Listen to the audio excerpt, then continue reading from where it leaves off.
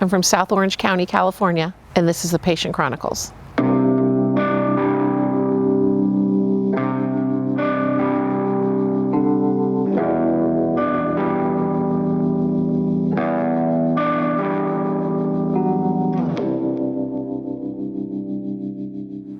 I'm Catherine Louie, and my son didn't start walking until he was 9.5 years old.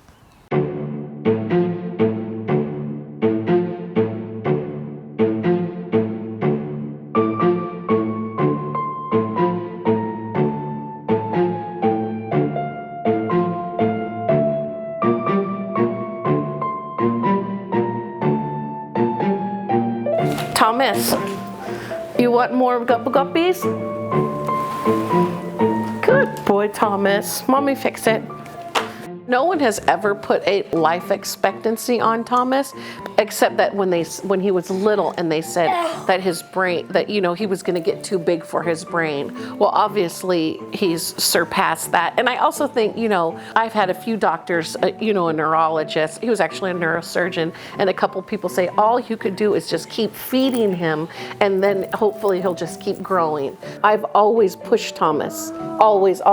And I don't know, I just felt like because, you know, I guess because someone told me the brain could always grow. It's plastic, you could always keep it going. The younger he is, the more you do it, the better off he is. Thomas eats real food. I think that has a lot to do with it.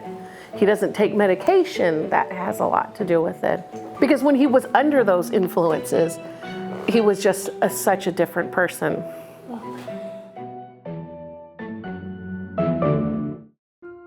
When I look at pictures of Thomas when he was a tiny baby, I think, God, he looks so different. And he was different when he was little because he was just a baby and he was pretty clean, and so he was just a baby and he was different. And then he just started, over time, he became this person. And it was slowly over time, because it's not like all of a sudden it happened. It slowly, gradually happened. When they told me that, remember I told you, they said, oh, well, Thomas is shutting down, his brain is becoming too big for who he is. And so I was like, okay, well, I guess something may happen to him. I kind of had it out one day with the doctor. Thomas went to go have an EEG study done at the hospital, and he was having seizures, and there was just no rhyme or reason to me. He'd have them all day long, and so we were trying to get it straightened out, and so he was in the hospital for EEG, and I said, you know, the medication, it doesn't seem to be doing anything. Why are we giving Thomas all this medication? I think we need to figure out what type of seizure he's doing and what type of seizures he's having and give him proper medication for that. And she goes, well, don't you know, I can't cure him of anything. And so I looked at her and I said, my son was born with the brain malformation. His brain is not normal. You can't cure him of anything. And then she and I got into a little bit of a tiff. But I always thought, I'm not looking for a cure for anything, but I do know Thomas has lots and lots of potential. And I think his potential was hidden for such a long time because he was on so many drugs. He was having seizures all day long.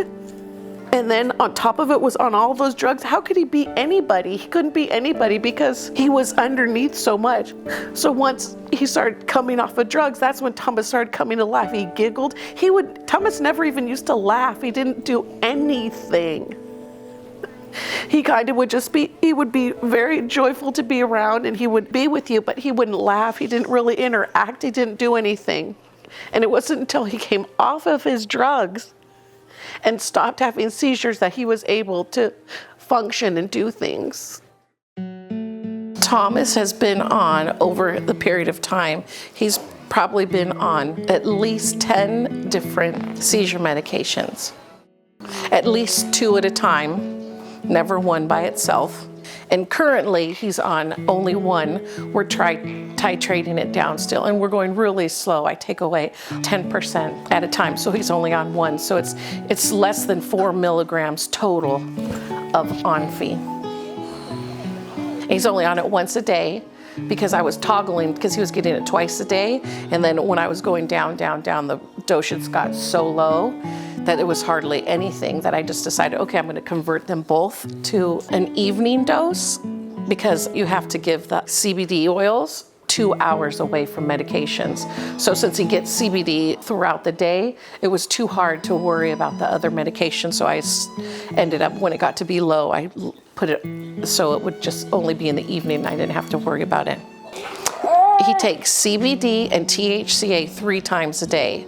So he gets it upon waking, and then from there it's about every 8 hours. He gets it about 3:30, and then he gets it about 11:30 at night. And the THC he gets really early in the morning before he even wakes up. He gets it between 5 a.m. and 5:30. And that's when he gets the THC. And the THC, we give it that way is because Thomas has always tended to have seizures in the morning. Sometimes he would have like 30 seizures in the morning. He had really rough time to get ready to go. And so we give him the THC before he wakes up, and we've noticed that it's helped with his seizures. He doesn't have any seizures in the morning.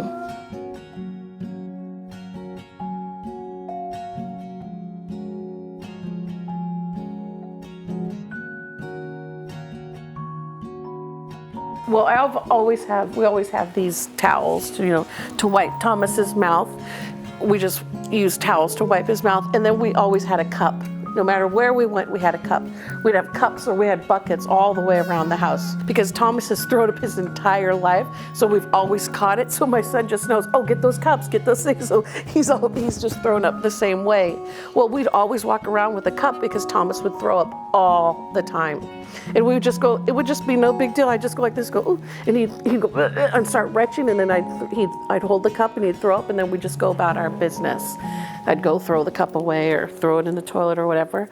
But he would do that all day, every day, several times a day. And then he slowly stopped doing it. And then one day, and this is just like it came on, Thomas, losing Thomas and being masked under whatever he was under. The same day I was like, hey, I didn't use the cup all day. Hey, did you use the cup today? Hey, it was like we didn't even have to use the cup anymore. I think that is another thing that he feels better, that he's not doing that and making him feel bad. I just know what it's like if someone hits you, it hurts. And you kind of go, God, that hurts. And you're all day kind of going, oh, this hurts today. And that's all you could think about is how much that hurts.